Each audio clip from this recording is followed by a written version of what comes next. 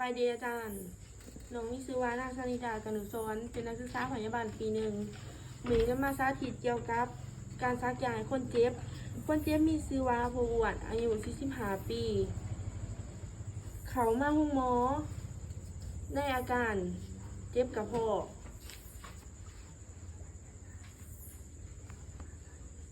ล้างมือ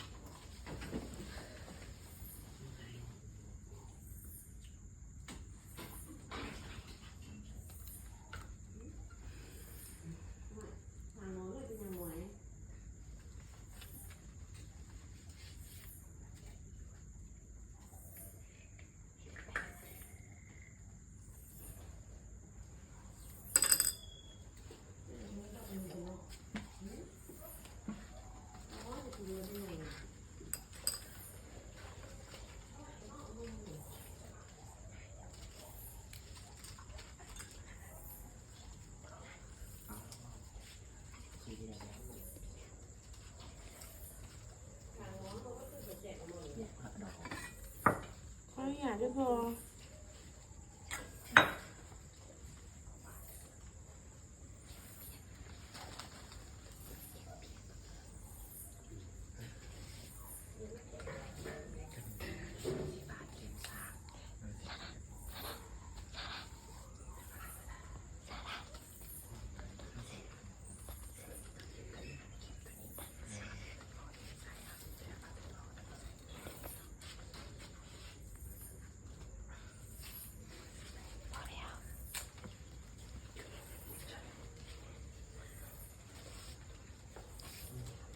เดี๋ยวพอ